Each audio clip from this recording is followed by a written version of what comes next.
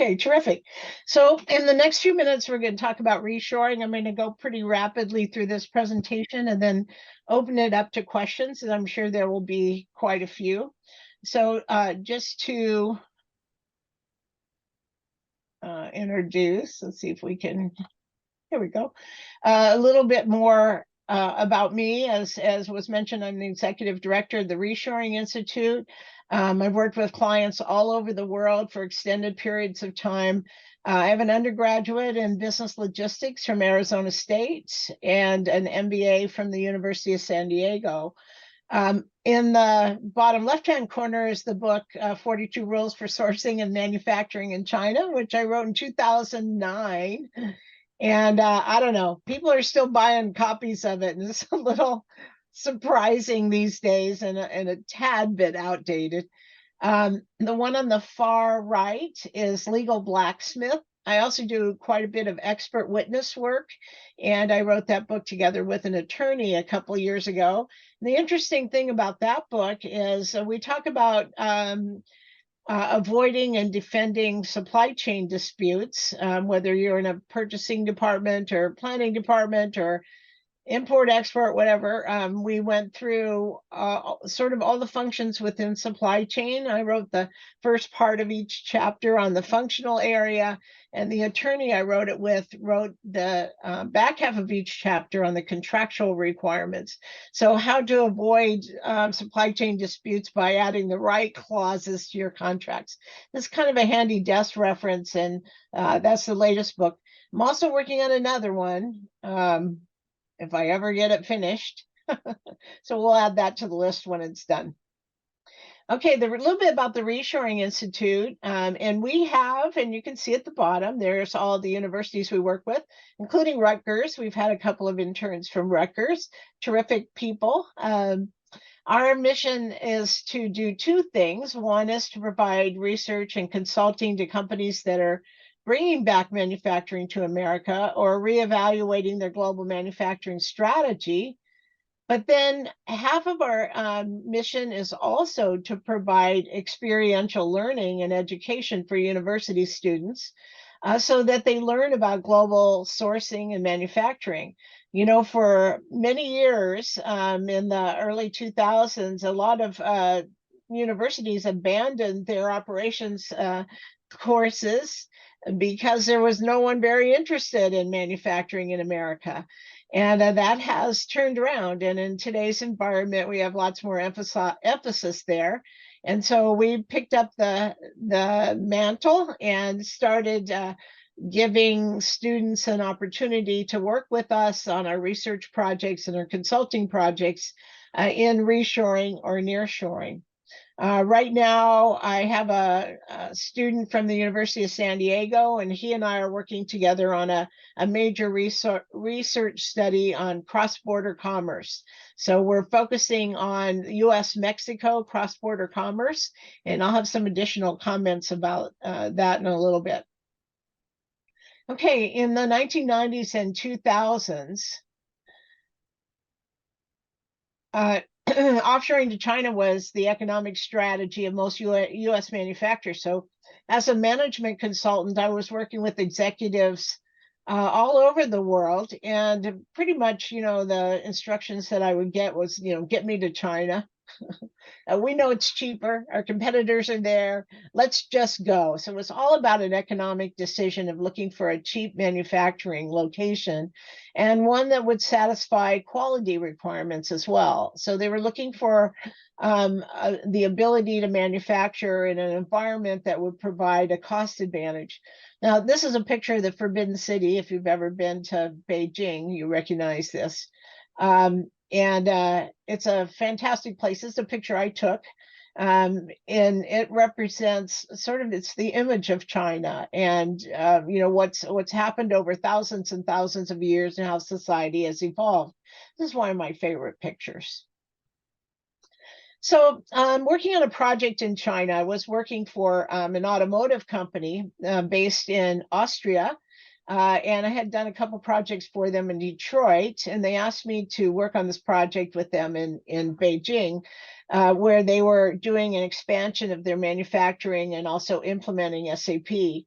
And so they asked me to help and lead this project. So one morning, I came to work at the offices in Beijing, and the purchasing manager said to me, "Hey, we're going out to see a factory.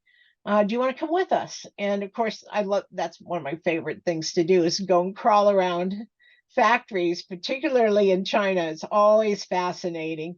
And so I jumped on the opportunity. And this particular factory was at the Fifth Ring Road outside of Beijing. So if you've been there, you know there are ring roads around the city, and each one is successively further out. And so this one was the Fifth Ring Road, about maybe an hour and a half to 2 hours outside of the center of the city. So we drove there, and when we got to the factory manager met us at the door, and he said he had to take a conference call, but just go ahead and look around. That was fine. He'd be back in about 10 minutes. Now, first of all, if you've ever been in a factory before, you know that you're not allowed to just wander around. You're always escorted. You usually have some kind of eye protection, toe protection, a hard hat, maybe, toe, some kind of smock or something that you put on. In this case, they said, just go ahead and look around. So we started walking down the center aisle. Now, this particular factory had about 5 more bays to the right. You can't see them all here, but 5 more bays where is a huge machine shop, just probably the biggest machine shop I've ever seen. And my client, the automotive client, said that they were getting really great parts out of this machine shop. They were very happy with the work and planned to award them a big contract. So they were there to do a final sort of walkthrough and then discuss the contract terms. So we walked down the center aisle here, and I don't know if you can see my pointer, but the little guys that are standing there in the middle, those are my colleagues from my client, and they're talking to a machine tool operator there. And so as we walked down the center aisle, I noticed a few things. If you look to the right, this little guy standing there operating a machine tool. This particular machine was cutting metal, and there were sort of metal pieces flying and so forth. And you can see he has no gloves on. He has no lead apron, no goggles, no hard hat, no toe protection. He's just standing there in his little cloth shoes and his cloth outfit. And I've been to a few machine shops before, and I was sort of astonished to see that. And so then we were walking along, and the other thing I noticed was, see the yellow lines? If you go to a factory in the Western world, in America or Western Europe, you'll find that there are yellow lines, bright yellow lines painted on the factory floor, and they tell you stay within the yellow lines. Don't go outside the lines. And if you step outside the lines, somebody comes along and says, get back in the yellow lines, because it's too dangerous to be walking among the machines. But they said, just go ahead and look. And so my colleagues are here walking in and out of the machines and so forth. Now, the reason why I point this out to you is because this contributes to the low cost of operations. So even though labor rates at the time were much lower in China, the whole cost of operations was also much lower because they didn't have to honor necessarily safety regulations that, although they were in place in China, they were not honored or were not followed. They didn't have to wear safety gear. All these things contributed to low cost operations. Now, this little guy over here was making $3.63 an hour when we were at this factory. This was maybe 6 or 7 years ago. Today, he would be making more. But at the time, we did a comparison. And so he was making $3.63 an hour. And we looked at machine tool operators in a similar position in Europe and in the US. In the US, the same job was paying $26.10 an hour plus benefits. And in Europe, $32.10 an hour plus benefits. So the difference was very significant. And even if, the labor rates had quadrupled, still would have been cheaper to outsource to China if you had machine requirements. So the overall cost was lower and the labor costs were lower. And this is what was driving the decisions, very much economic decisions at the time. So when did all this reshoring stuff start to happen? I mean, obviously, if you can make an economic case to go to a foreign location, it's probably the right decision for a business. But in the 2012 presidential election, both Barack Obama and Mitt Romney were China bashing like crazy. And here I am doing all this outsourcing to China thinking, oh man, I can't tell anybody what I do for a living. This is awful. I was embarrassed, and I really started having a hard time, I would say, and partly it was because I had helped close down so many factories in America. So we started production in China with a number of clients, and shut down the factories in America as a result. And I'll tell you, it started to get to me. It didn't feel good. It was heartbreaking to see all these people getting laid off. And then, this whole stuff happens with the presidential election. And all of a sudden, a number of my clients started asking me whether it would even be theoretically possible to manufacture in America. Is it even possible? I mean, because, the rates were so different and so forth. So we developed a methodology at the Reshoring Institute to work through that decision. So it's not just an economic decision, but there are some other factors that go into it. Another thing I wanted to point out that I didn't mention at the beginning is the Reshoring Institute is nonprofit and nonpartisan. So we don't take sides. We don't support any particular candidates for any jobs or anything else. We're just focused on helping companies reevaluate their global strategies. And certainly during this time, that was a high priority. So since 2012, we started the Reshoring Institute in 2014, so almost 10 years ago. But there have been major things that have happened in supply chain over the past 10 years. Now, certainly more and more internationalization and long global supply chains. Geopolitics have changed. Right now, I'm in Silicon Valley, and we just had the APEC summit still ongoing in San Francisco. And the geopolitics are very interesting to watch. As we all know, there's all sorts of things going on with the relationship between the US and China.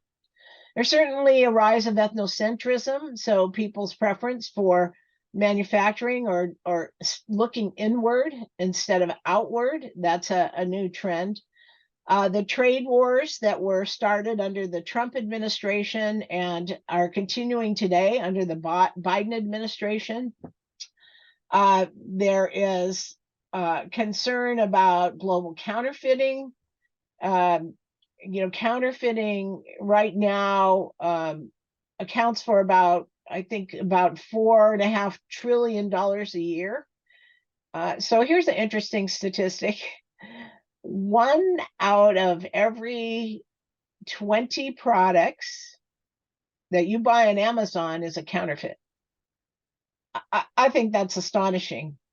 But trying to control global counterfeiting and fake products and so forth. And we're not just talking about fake purses and watches and stuff. We're talking about raw materials and counterfeits in aerospace and electronics and so forth. So the rise of global counterfeiting is a huge concern. Lean methodologies, well, you probably all learned or are practicing lean methodologies, but what happened during the pandemic?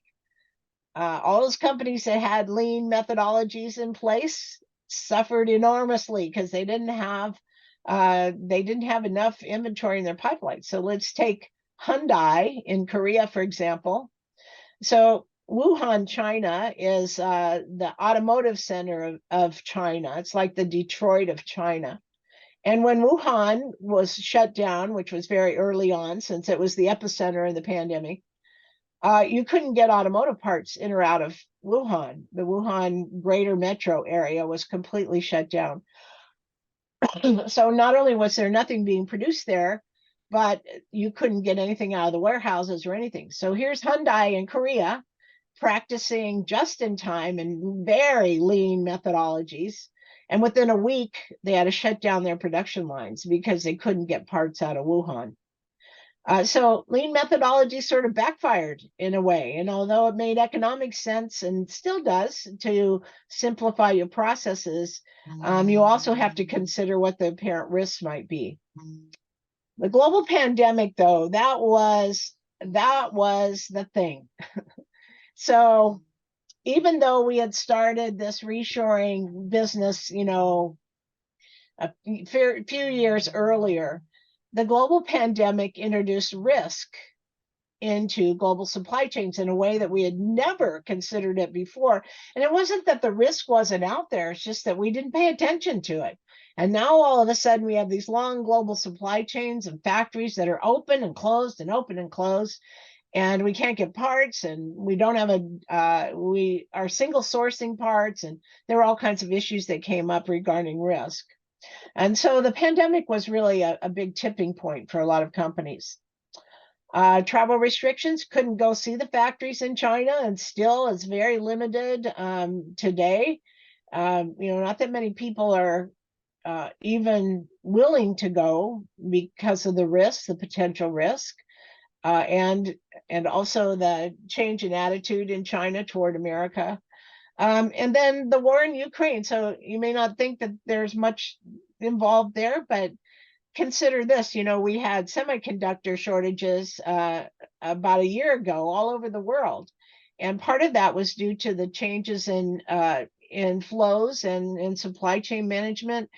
But part of it had to do with the production of neon.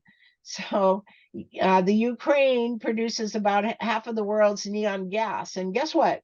You got to have neon gas to produce semiconductors. So the Russians bombed the neon gas factories very early on, strategically taking them out of operation. And so we had neon gas shortage in the semiconductor industry. It was very, very painful, a part of the process. And of course, there's all sorts of shortages in grains and other commodities coming out of Ukraine. So these geopolitical situations are very important. Why are companies reshoring now? Well, the mood of America has changed for sure. A couple of years ago, right before the pandemic, we did a survey at the Reshoring Institute. We asked 500 people across America. So actually, I think there were 497, about 500. We asked them some very simple questions. Do you prefer products that are made in America? And we had something like 80% of the people said yes. And then the follow-on question was, would you pay more for them? And out of that 80%, about 65% said yes, they would pay up to 20% more for products made in America. So now that gives us a target percentage. So we know that if we can get the cost to within 10 to 15%, 15, 20% of the cost to produce in a low cost country, we have a winner because we can charge more for American made goods in the US. So that's one of the key deciding factors for reshoring. The Tax Reform Act of 2017 reduced the tax rate on factories to 21% in the US. Worldwide, the average tax rate for manufacturing in countries across the world, this is an average, is 24%. So it's actually, the tax rate is cheaper in the US than it is almost anywhere else in the world. So that was a benefit. Of course, that was supposed to drive all this manufacturing back and everybody was going to take advantage of it. And that didn't happen. Most of the companies just pocketed the difference. They took the reduction and paid it out in bonuses to their executives. The 232 tariffs were on aluminum and steel. And the 301 tariffs, or on most goods coming from China, the penalty tariffs, those are still in place today and still require additional taxes paid or tariffs paid on imports from those countries. And that again was supposed to drive all this manufacturing back to America. And again, that didn't make much difference, didn't really happen. The global pandemic, as I mentioned before, was the key because companies started saying, whoa, wait a minute, we have a lot of risk. We have a lot of risk in these long global supply chains, and we need to rethink our strategies. Certainly advanced technologies, so extracting labor is really important, and to be able to make an economic case for manufacturing here. The U.S. Federal, state, and local incentives, so there are incentives being offered in communities all over the place to build manufacturing there. And that's because manufacturing has the highest multiplier rate of any industry in terms of the economy. So it's very good for local economies because when you put somebody to work in a factory at a decent middle class wage, which is roughly 65,000 to 85,000 a year, that has a huge positive magnifier effect on the local economy because people who earn a living wage, a middle class wage, buy houses and they buy cars and they buy big screen TVs and they eat out at the restaurants and they go to the beauty shop. And so it's really, really very positive. So all these state and local governments are trying to attract manufacturing to their neighborhoods.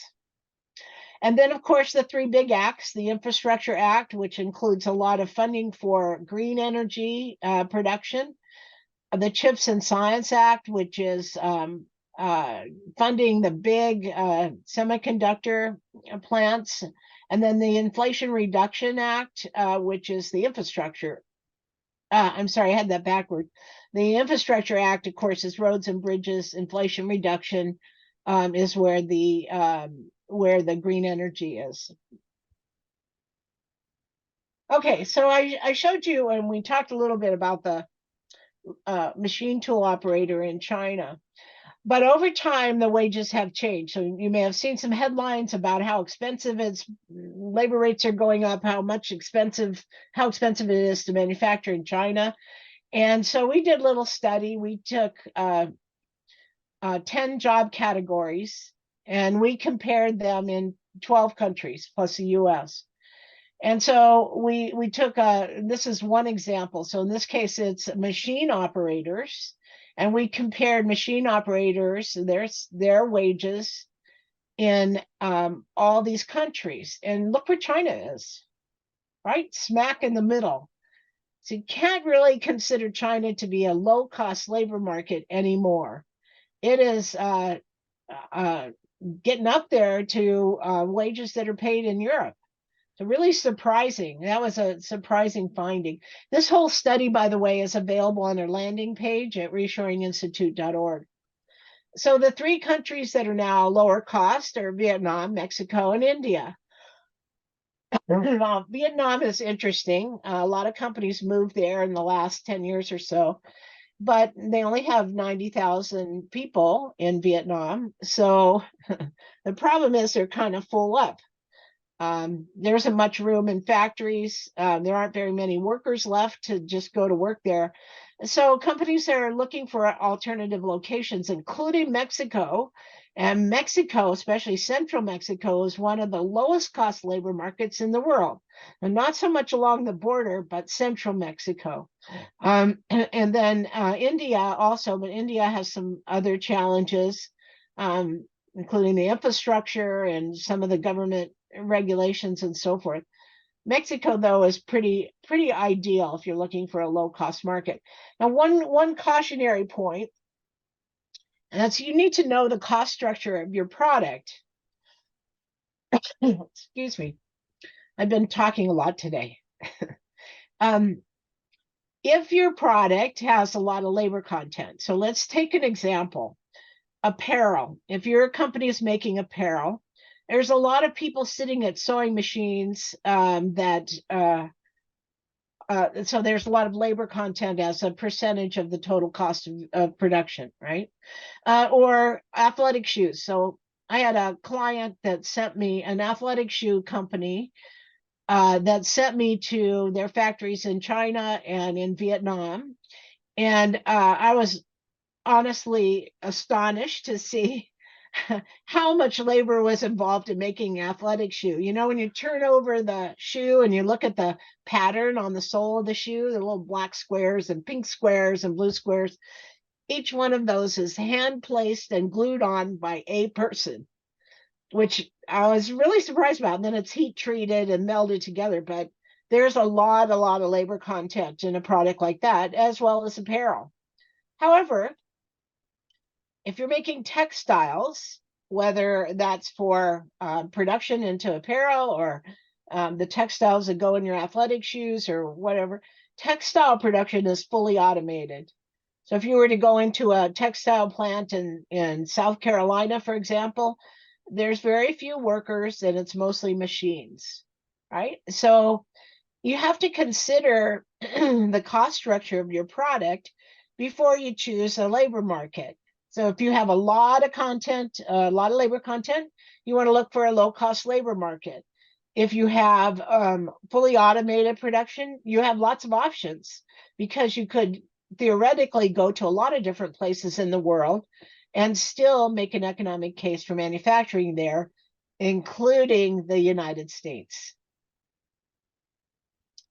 So a lot of companies, instead of just bringing all their manufacturing back, have asked their procurement departments to try to find or to mitigate risk and try to find alternate manufacturers in the US.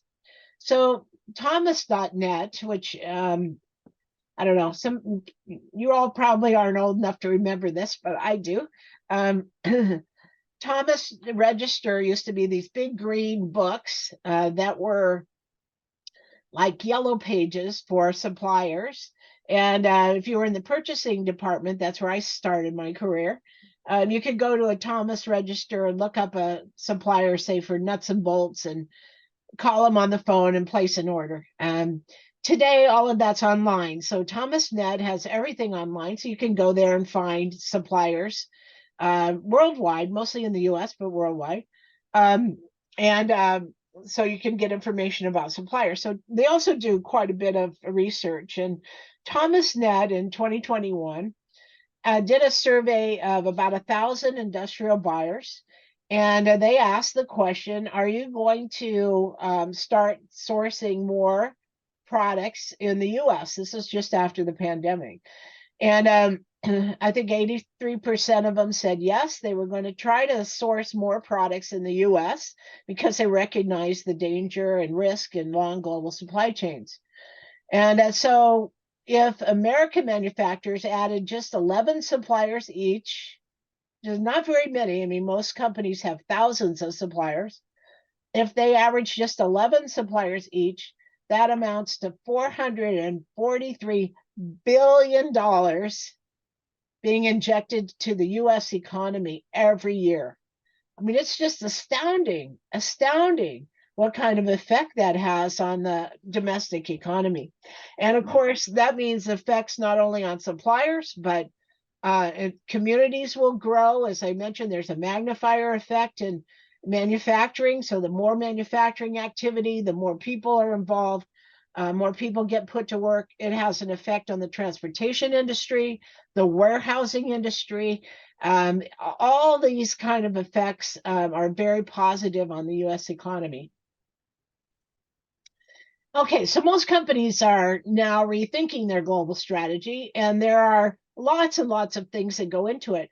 As I mentioned before, when I first started working in global supply chain management, and particularly with China, there was really only one decision, and that is it cheaper to go to China? Well, and some executives wanted to know if they could go to Shanghai and have a big banquet also. They had heard stories about the wonderful banquets in China. But essentially, they were making a decision based on the economics. Today, that includes a lot of different variables. So geopolitics, the risks, the rising costs, climate change, that has a big effect too. Choosing a location. You might not want to choose a factory location in a low-lying area, say the Florida Keys, for example, where there's going to be effect of hurricanes and flooding and so forth, or some places in Thailand are like that as well. So, climate change is going to have an effect on your choice in global manufacturing as well. Trade wars, new tariffs, labor shortages around the world, proximity to markets. I mean, now I swear to you, supply chain people got a lot smarter in the last 5 years. It used to be, it was dollars and cents. Where can we do this cheaper? Today, there are many more decision points and a much more thoughtful kind of decisions, I think, going on. So what do? Do you reshore? Bring that manufacturing back? Do you nearshore to Canada or Mexico, or friendshore? That's another term that's out there about a friendly nation, maybe Central America. Do you have a China plus one strategy? So that's keeping some manufacturing in China to serve the Asian market, and then maybe developing a second manufacturing place in maybe Thailand or Mexico, or China plus two. So maybe China, Mexico, and the US. So these are all possibilities. And then most companies are doing more domestic sourcing, as I showed you. And then lastly, to rethink your lean strategies and perhaps build inventory, at least with critical parts, so that your production lines don't go down.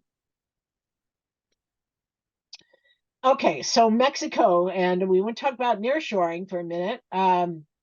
This is Otay Mesa, the San Diego area. Otay Mesa is a commercial crossing about 20 miles east of Tijuana, San Diego. And it's just commercials, and that means you can't drive a personal vehicle across or walk across or anything. It's just trucks and rail. That's it. And a lot of companies had a China plus one strategy, and somebody told me that there was a lot of investment by Chinese manufacturers in this particular area. So I flew down to San Diego and took one of my interns, and we went to the border and we had a look. So this is a picture that I took of the border crossing. And well, you can't see in this picture, but there were factories on the Mexico side, which you can see here, that had Chinese lettering on the building. So it's pretty obvious that the Chinese are making big investments along the border here, because of the 25% import tariff into the US for China-made goods. So that doesn't mean that they're just shipping kits or raw materials to Mexico. It means that they're actually manufacturing and sourcing raw materials and products in Mexico. So this is the production that's happening in Mexico to serve the US market. So if your product is the growth or produce of Mexico and has Mexican labor, you probably can import it. I want to say probably because there are certain restrictions, but you can probably import those goods into the US duty-free under USMCA. That's the trade agreement between Mexico, the US, and Canada. And so there is no tariff rates on those goods. And you probably can bring in goods that are manufactured in Mexico with Mexican labor and Mexican parts under the provisions of USMCA, which essentially is going to save you at least 25%. So what we're seeing is these Chinese manufacturers are buying factories in Mexico and operating them to take advantage of the US market. Trucks are lined up for as far as you could see. Now, this is Laredo. And I have to tell you, I've seen a lot of astonishing things in my career.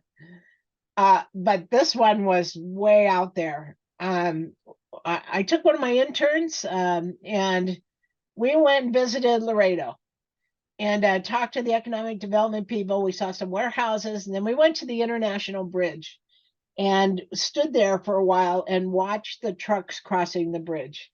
And oh my God, it was jaw dropping. They process 14,000 trucks per day. And I had to ask like 3 times because I couldn't believe it. 14,000 a day. I mean, it was just astonishing. And this is like 200% growth from just a couple of years ago. Just an amazing amount of commerce that's crossing the border at Laredo. Now, Laredo is the biggest land port in the U.S. by far, by far. And most of the products coming across the border, or at least the largest category, is automotive. And what happens is automotive parts sometimes cross the border several times. So they might go into Mexico for fabrication, come back to the US for some kind of process, go back to Mexico for painting and so forth. So they cross back and forth, as well as fully assembled products. So BMW, Tesla, they're all down there assembling products. So what the Port of Laredo did is they put in these automated weight and tracking scanners. The trucks approach the scanning corridors.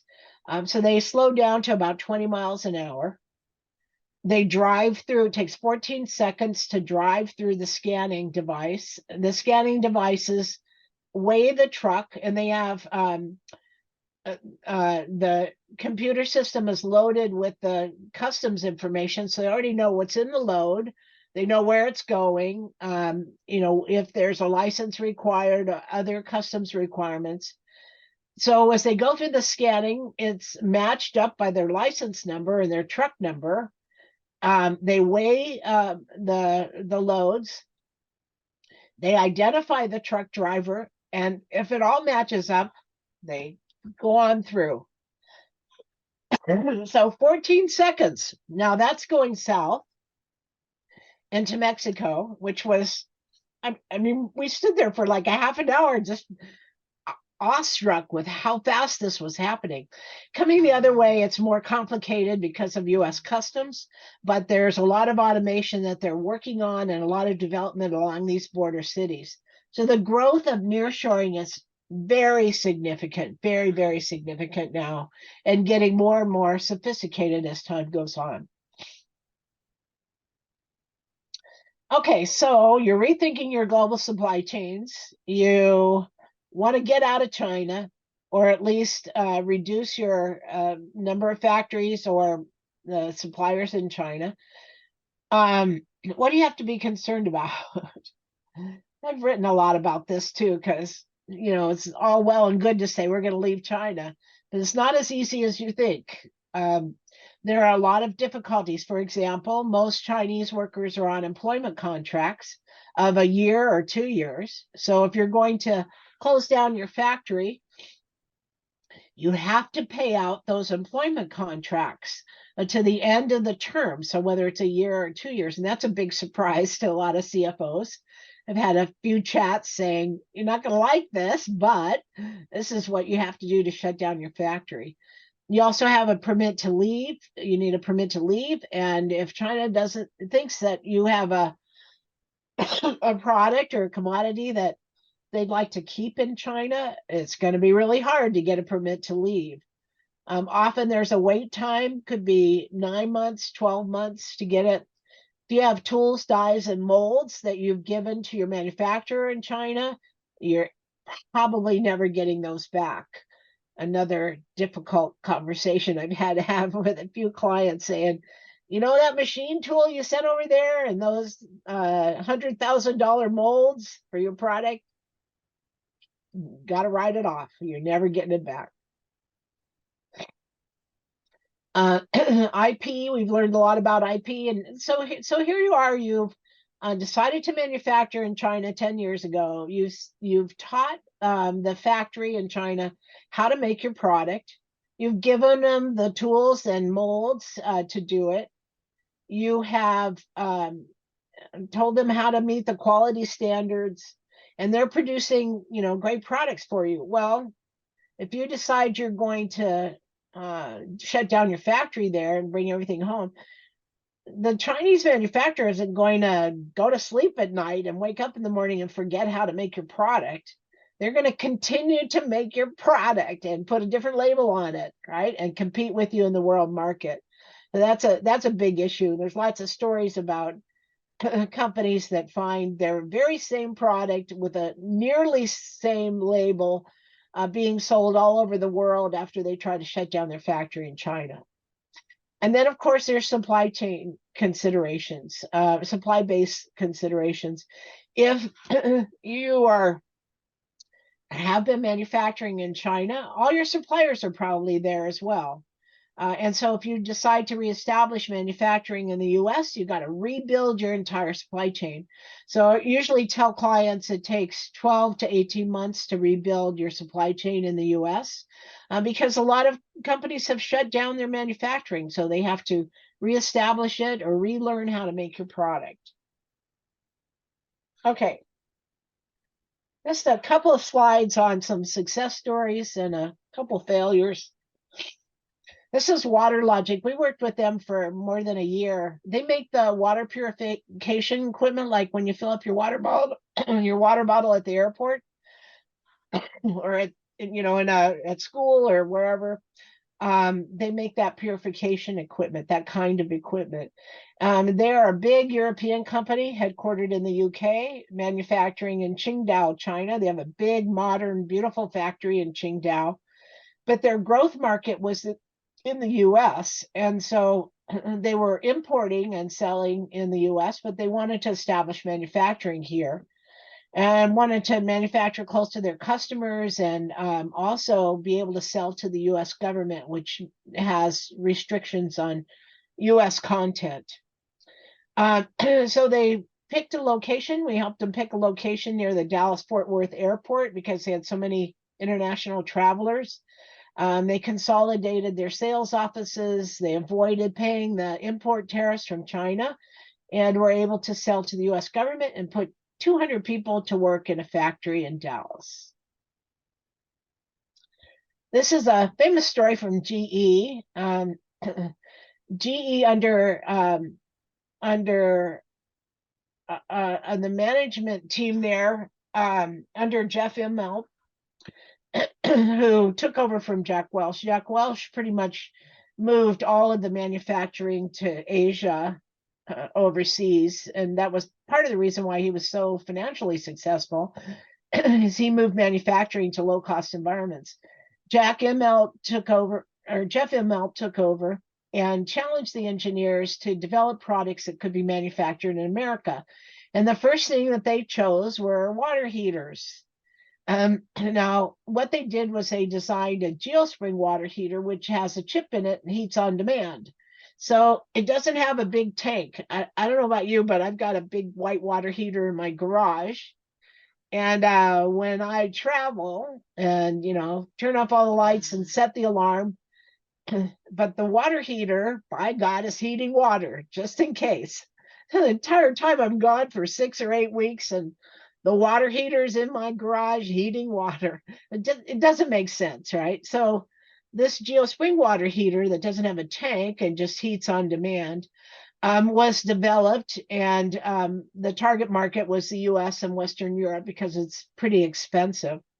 But what they did was they redesigned their production line in Kentucky, reopened Appliance Park that it's a huge footprint factory that had been shuttered under Jack Welch, and ended up automating the line, bringing it up, negotiating with the unions, and they put 4,000 people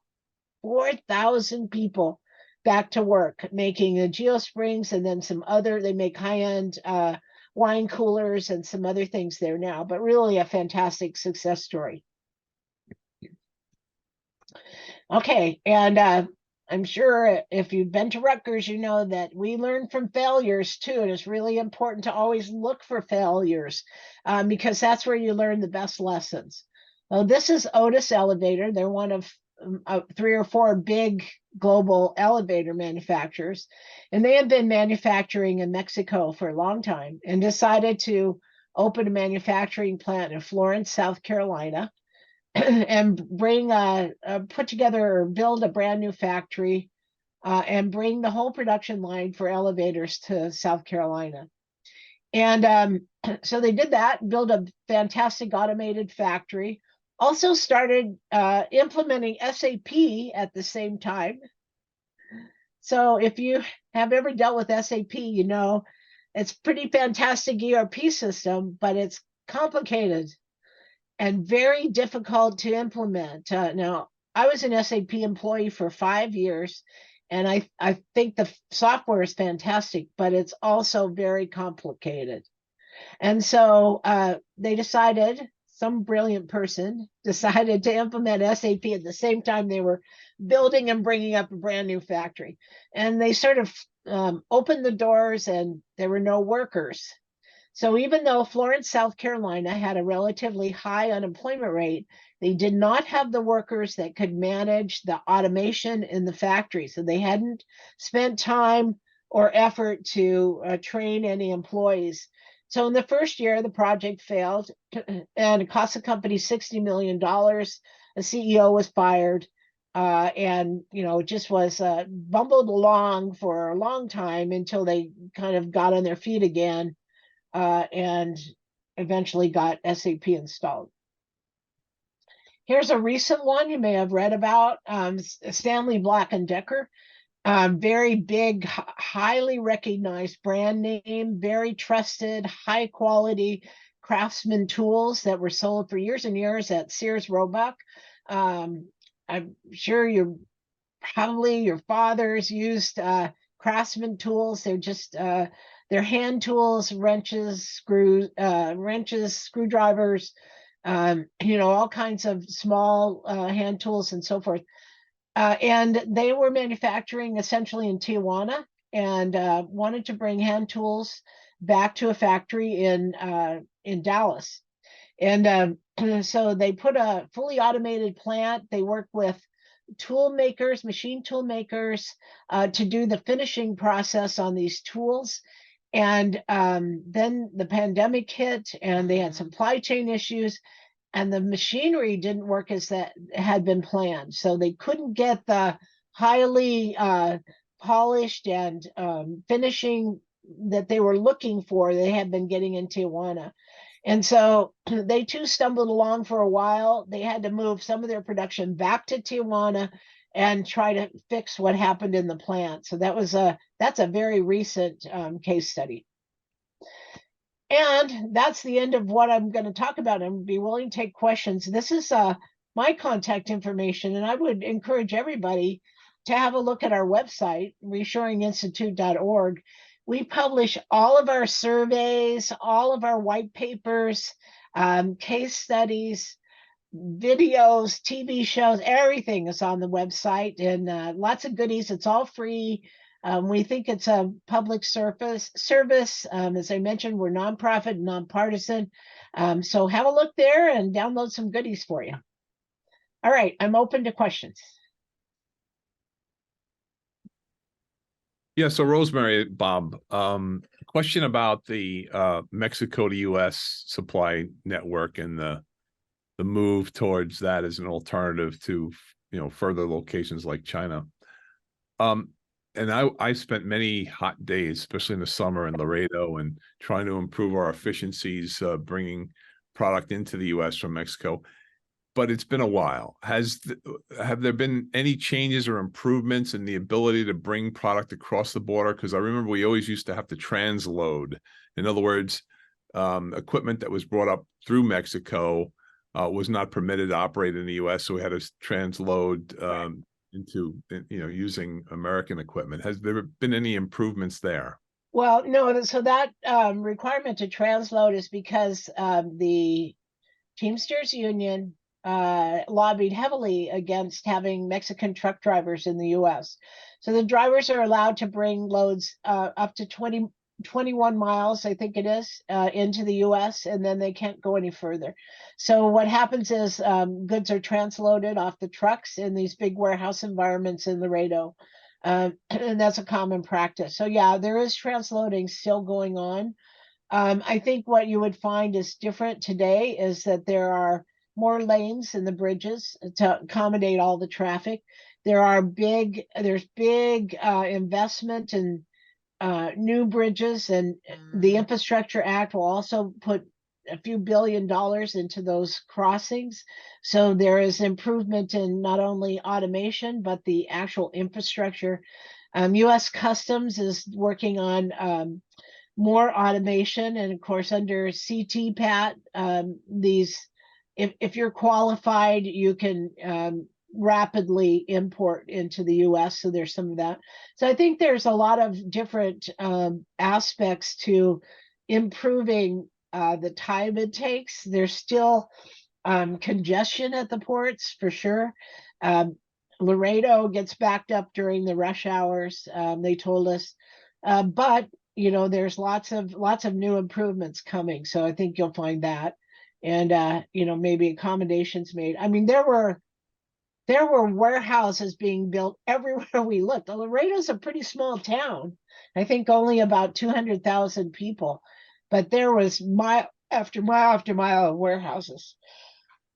And cross dock operations, and yeah, so lots of improvement.